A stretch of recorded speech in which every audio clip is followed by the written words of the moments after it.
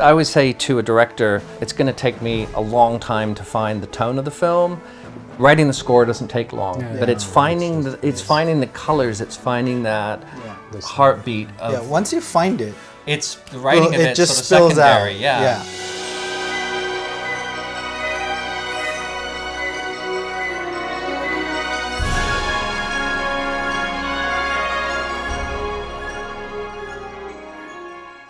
For me, I had not like a typical way of doing things. I grew up in France, between Bordeaux and the Basque Country, and I did classical music in Bordeaux.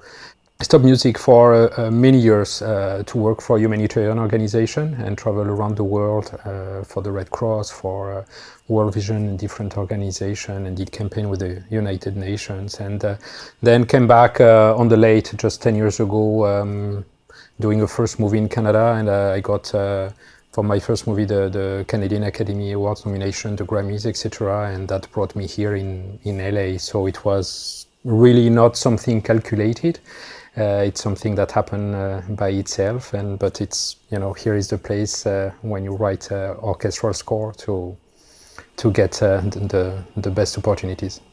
I had a similar thing where it wasn't a direct route. I had begun in music theatre, and I had a show that was in the West End, and at the end of that I was like, that was my lifelong dream, was to have a show in London.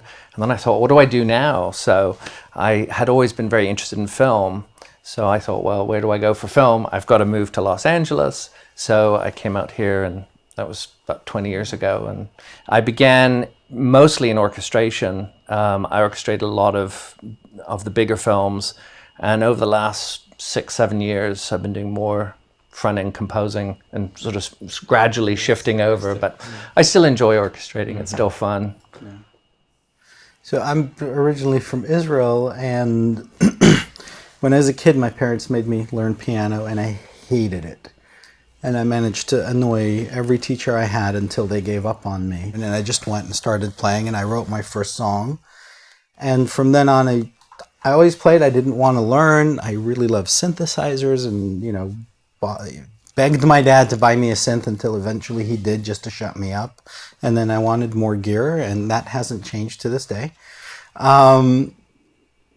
But then in Israel, after high school, you go in the army, and I wasn't thinking about music as a career, but towards the end of the military service, I'm like, what am I going to do with my life? And I realized I am a composer, so maybe I should learn how to do it. So I, by some miracle, got accepted to music school, then got a scholarship to Berklee College of Music.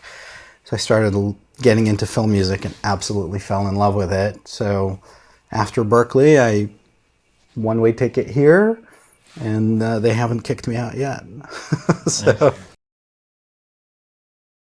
I think music editing helps me as a film composer and vice versa. As a music editor, a lot of time we're temping, so it's finding existing stuff to put in. So you really learn two things. One is how to tell a story with music, because often we're the guys long before the composer is brought on, and we're like, do you like this? Do you like that? Do you like this? You can literally do each scene 100 different ways and different approaches. So that has helped me as a composer, because I don't get so in love with my stuff that when you need to do changes or when they don't like an approach, I'm like, but I worked on this so hard. It's like, okay, next. And there's technical skills. You learn how to manipulate time editorially. And if you can do it by cutting, you can certainly do it when you're composing. It's easier. I think being a composer helps me as a music editor, because a lot of what we deal with, especially on the dub stage, is changes. And I always try to think of it like, if I were the composer and I had to make these changes, what would I do compositionally? And then I try to come as close to that editorially as I possibly can. The first thing I did was 300 as an orchestrator. That's where I kind of cut my teeth. I was very fortunate with that film, because we had a choir of 60, we had a massive orchestra on that film, and so that really helped me sort of understand how to use larger forces. And in some ways, larger forces are easier than smaller forces. When you have a small group, making them really sound good, or pitch, or those kinds of things become a real issue. So I was fortunate to start with a big orchestra because it hid a lot of my mistakes. And then over the years, I've been able to, slowly adjust different types of orchestras. One of my favorite was on Sucker Punch, when I found this instrument called the two-backs. And I had this sort of crazy idea of like, why don't we set the room up more like a rock band? Because the whole thing had this kind of kick-ass feel. So I was like, why don't we have all the timpani and all the basses in the middle, and then we'll put the strings either side, the higher strings either side. And let's have this two-backs, which is like a double low saxophone that has this sort of sound like death warmed up, right down low. And I put it with the low brass. And it was great because, again, it was this opportunity to experiment and play around with an orchestra. So it wasn't just your standard, here's your European orchestra. It was different numbers, different sounds. A lot of the other films, Guardians and the Get Out, use more traditional forces because there's a sound that they want that's more straight ahead. But when I get the opportunity, say, for example, with Brightburn, I used a lot of low brass only, and limited myself to just this dark color. And same with the strings. I wanted it not to sound as big and heavy for that film, so I thinned it out and used sort of like a half-size string section. And that was good it was much more sort of violent with the strings. So I play around with that kind of stuff a lot. Yeah. For me, I do mainly dramas, and because I like music that has a lot of melody and that is written in a certain way. So I've been lucky, I'm touching wood, that I have been working in all those movies. So for me, the search is always very, very organic about the players, about like you said, the room, the kind of orchestra.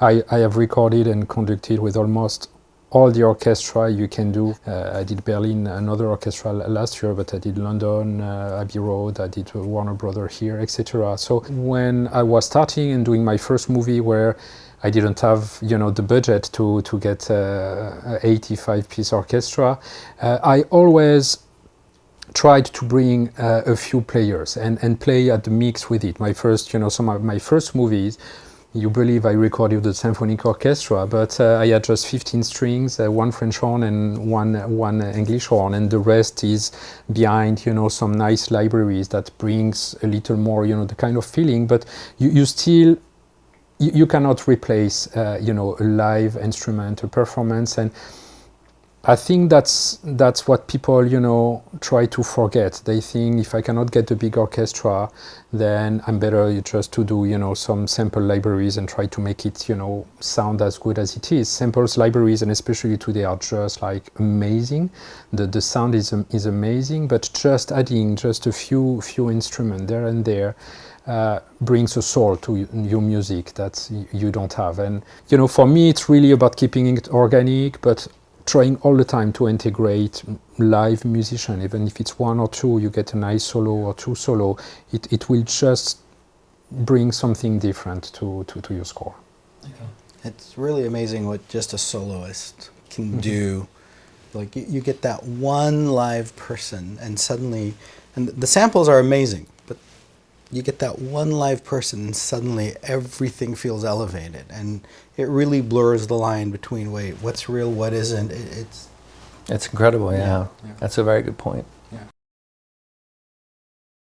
I try to work with the best libraries, because those days a lot of our directors, they don't have a musical ear and they have absolutely no freaking imagination, a lot of them. True. So if they don't hear it, how it's going to sound, almost when the movie is finished, they are going to freak out. So I like to have like beautiful mock-up with amazing libraries, and then depending on the budget, I try to replace the libraries. Or of course you have some sounds that you guys spend so much time tuning and tweaking like some perks or some PIDs, that it will take too much time in a recording session to get it sometimes the way you want it with the mic position.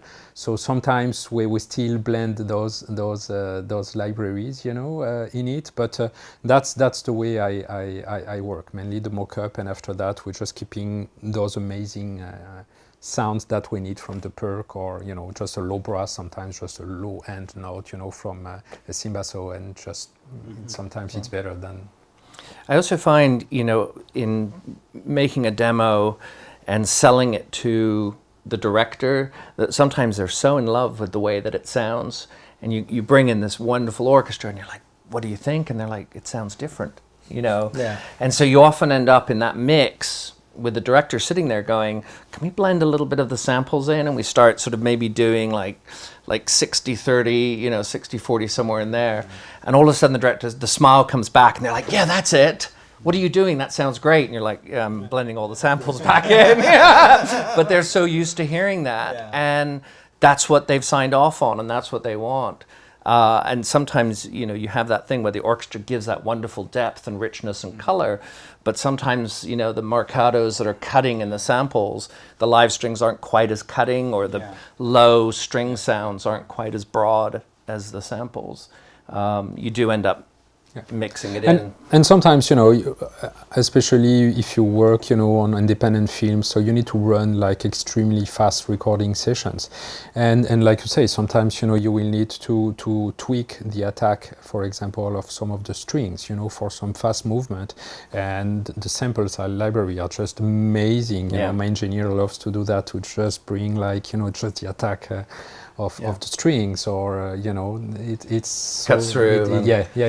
You can add the edge. Active stuff Exactly. is where it really short. cuts and helps, And even some of the French horns too. You have these rich French horn samples, and then you have the live French horn play the line, and it's beautiful. But again, you just can sneak in a little bit of that sample. Well, it's easier, I think, for the legato, for the French horns, and some of the brass than the strings. The strings, the legato is always like. You never have exactly the same attack and the same. You can feel it. So so it's one of the dirty secrets of the industry. Is mixing the samples back in. But for me also, sometimes, especially when I'm working on smaller budget things and there isn't money for a full orchestra, I only have money for 10 players. Where am I going to put the money? So I'm like, all that stuff that samples really excel at, I'm like, that's just going to be samples. Forget the live. Yeah. And I'm going to put more live players on the more melodic, emotive stuff. So you get that woodwind or the strings or whatever. Or sometimes I have budget for woodwinds or strings, and it's like, I have to say, woodwinds, a lot of, especially the Berlin woodwinds I love, but they work really, really well. So sometimes when I'm like, every player counts, I might be, you know what? I love my live woodwinds, but the sample is really fantastic, and I need a few more strings to get that extra lushness. So sometimes by design, as I'm writing, I'm already planning on what's going to be samples versus what's going to be live. And sometimes it affects your writing, because it's like, if I know I'm going to have a full orchestra, then I can do anything I want. But if I know I only have so much, I really try to maximize the strengths of each thing. Yeah, I mean that's a great point, because if you have a few players and you're picking, you want to get those, like a solo trumpet. You don't want necessarily that to be a sample. You want that to be a real player. Versus pizzicatos, which almost always sound really good in the samples. You don't necessarily need to go and replace those. So you can actually stretch the budget quite a way by doing exactly that, picking which instruments you want to have live. And sometimes there are things like with pits, especially if you're doing very fast stuff with pits. Love my live players, but the faster it is or the harder it is, it'll start getting mushy. They're not as exact, and if you want that really beautiful, exact, crisp thing, and we'll spend so much time programming and making it perfect. It's all on the grid. There are times where I'm like, literally, it's like, okay, that's done. There's no point in even doing the pits live. We can keep the pits, and let's put everybody on a secondary line that's more legato and important. And now that gives me extra and it makes the orchestra sound bigger than it is. Yeah. And for me as well, low strings, cellos and things like that. If I have to choose numbers, you know, have slightly fewer violins so it doesn't get so sort of, you know, bright and harsh, and lean a little more on the samples. But the low stuff, if you have, especially cellos, a few more of the live cellos can make a big difference. So that kind of choosing of instruments can be very, very important. And you have some instruments, you know, that you know they will, you know, strike through the orchestra. So, you know, I have no problem sometimes, you know, taking the libraries for, you know, the flute, for example, piccolo, etc. But I will have my clarinet that is a real clarinet. And because, you know, its line, you know, has a tendency, you can feel it, you know, a little more. And then if you feel that the clarinet, you know, is real, then you are going to forget about, you know, the rest of the woodwinds and believe as well there are. So, you know, it's little tricks like that, you know, where I the same thing. You know, if I can just replace the first chair sometimes, you know, by real musicians, you know, on the strings, you know, if you need to get some of the libraries, get a few musicians in key spots, and then the ear is going to buy it and to help you. Definitely. But you know, but the great thing as well, which is very important as a composer, is, you know, the kind of engineer that we work with, because the final mix, you know, is going to make a big difference as well. I once did a demo and I needed a nice lush orchestral thing and I didn't have any budget, and I called a friend of mine who's a cellist and just asked for a favor, and I had her play. She overdubbed herself 5 times and she played everything from the violins down to the cello, and then you blend that in with the samples and stuff. And I sent in the demo, and they're like, "Wow, you hired an orchestra?" I'm like, "Yeah, kind of." Kind of. I find also, even with the percussion, so much of the sample percussion sounds really good. But I love live timpani and live cymbals. And sometimes, you know, that's the one thing I'll just really insist on. Can we get a live timpani player and a live piatti, live suspended cymbal? Because every roll, you don't get the same roll every single time. Everything's shaped, and the rolls on the timpani. Those for me are like the important to replace. The mock-ups we can come up with, like what we can show directors versus even 10, 15 years ago, it's like sometimes impossible to tell. Is this real? Is it not? And then if you go, well, that's the mock-up and here's the real, you A-B it, it's like, oh yeah, okay, I see that. But I think that's an important point is nowadays with directors, it's, you know, I have younger up-and-coming composers and they'll play me their demos. And one of my first comments is, this really sounds bad. You know, it doesn't sound good. And if you know, just really get some good libraries and take the time to really make this sound fantastic. It's such an important part of selling what you're trying to communicate, because a director can't necessarily imagine what it's going to sound like. You know, when you're looking for inspiration, it's useful sometimes just to go and just listen to different things. Just go out there, and it doesn't matter whether it's a hip-hop track or Sibelius or music theater. It's sometimes just useful to go out there and listen, because it makes you think about music differently. And sometimes you just hear something that will give you an idea, like, oh, what if I tried approaching the cue this way or that way? And it gives you a breakthrough. And for me, actually, libraries are, I love doing hybrid scores where you have live orchestra, but I love really interesting electronics in the mix as well. And sometimes some of the biggest breakthroughs I have, you know, with Brightburn, I came across a library that had this really incredible sort of interesting synth that could alter and adapt, and it was so musical. And just a few of those sounds suddenly got me in. And then once I began to write the score, it was obviously heavily orchestral, but it was just that of hearing something different, of starting with something that just inspired me. So I think any music, you know, I'll go back and listen to Debussy or Vaughan Williams, or I'm a big fan of Holst. All of these composers, you just throw it on, just listen. It just kind of can take you to a different place.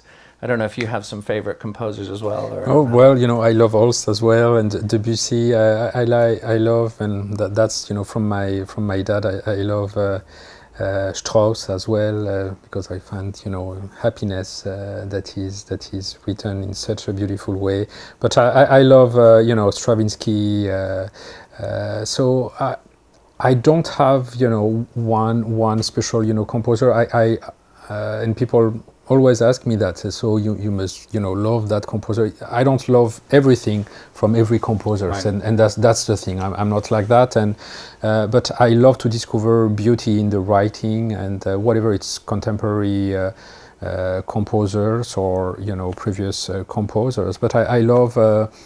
For me, my bubble, I always done that, is to escape and to go to in movie theater during the day, and sometimes just to sit, says, I would like to see what, Benjamin did on that one, or, right. That, one of you guys, did, and just listening to it, listening to the sound, and then I'm going to check, who are the engineers and what are the people that worked on it, because it's refreshing. We live in our cave all the time, and we write our music that is inspired by who we are, but it's nice and refreshing sometimes to just turn down what we have in our head, in our mind, to just look at what others are doing and get inspired and refreshed. So I love that. Yeah. It's usually if I'm going to write something, I will avoid listening to anything even remotely similar to it.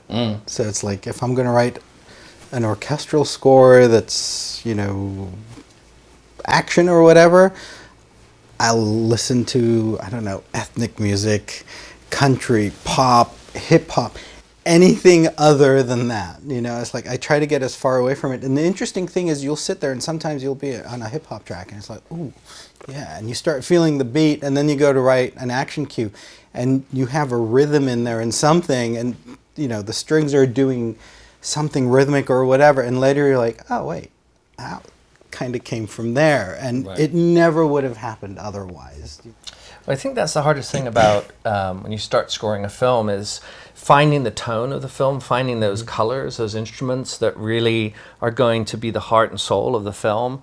And that's why listening to a lot of different inspirations can make you look at it differently or hear something different that can just be inspiring. Yeah. I always say to a director, it's going to take me a long time to find the tone of the film. Writing the score doesn't take long, but it's finding the colors, it's finding that heartbeat of. Once you find it. It's the writing of it sort of secondary, but it's the search for what music works with this picture, and what is the soul of that film, and what motif expresses that story, and that's, for me, is always the challenge. That always takes me a good week or two to really. Honestly, that's the same with editing when I'm cutting a temp score as a music editor. It's like the hardest thing is where people go, cut me a temp score. I want to hear something I've never heard before. Something that's never been done. And like, you understand you're asking me to use existing music to create something that's never been...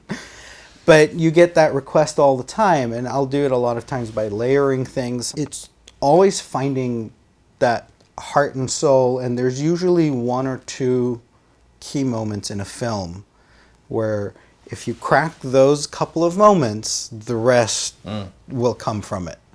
And once I do that, whether it's editorially or compositionally, it's like once I've cracked those moments, the rest just goes. It's sort of, you find the way into the film, don't you?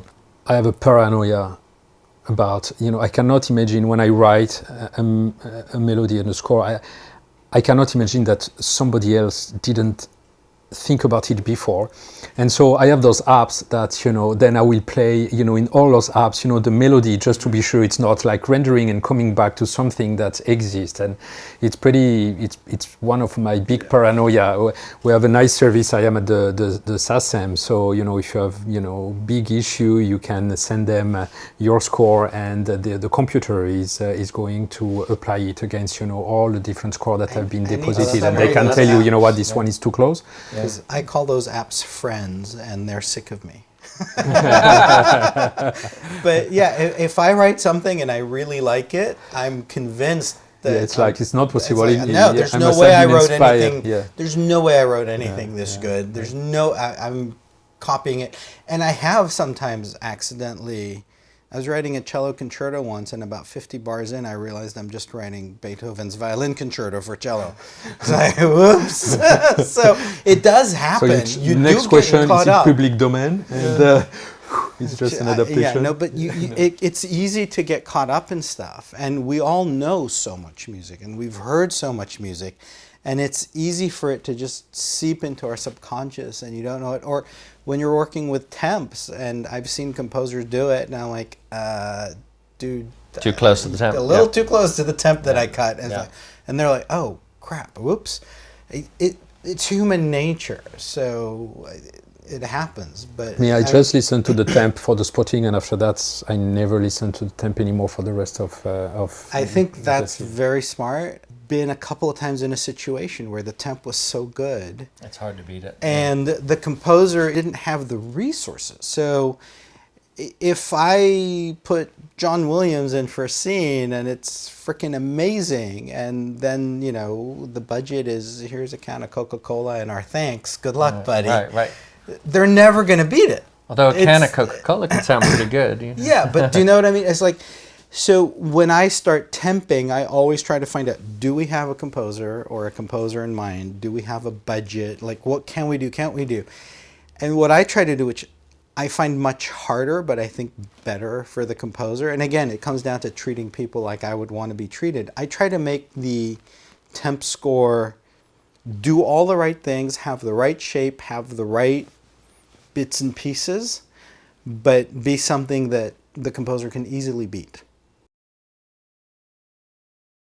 The thing that I started using recently was the stand-up desk, so that I'm not sitting down all day long.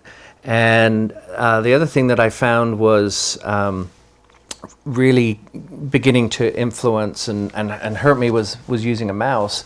So I got this Wacom pen, and I can literally sort of draw in and work with a pen, and that's been huge, because when I started, you know, it ages me, but I started with a pencil and paper. And one of the things that I find really helpful is to be standing and being able to just go back to using a pen, even though I'm using Cubase and I'm, you know, it's all sample libraries. I still have this pen in my hand, and for some reason I don't know that. I find that very creative. It just sort of helps me feel like I'm connected with the music. I also have a sit-stand desk, so I try to stand up several times a day. I don't stand all day, but I like that.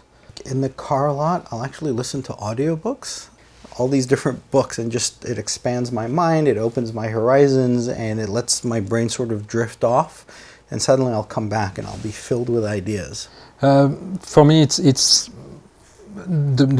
I try to work just first, you know, on one project at a time. I hate, you know, having to switch, like being on a drama and having a romantic comedy that is on the other side. So I try to do that, but the way that I found very, very helpful for me, I try between just before the movies or between movies, I have a few, depending where I am in the world, I have a few monasteries, and I just go to live with the monks for 3 days in total silence, no phone, nothing, no internet. And I found that after it takes a good, 18 hours for your brain, stop thinking about work, about the meeting, about calling, doing the follow-up. And then I find it extremely resourceful and come back completely refreshed with my brain not thinking about music. And I find it's the best way to jump back in this world. Well, thank you very much for this wonderful conversation. I really enjoyed it. Thank you for your time. Thank you. Thank you. Thank you. Yeah. Thank you.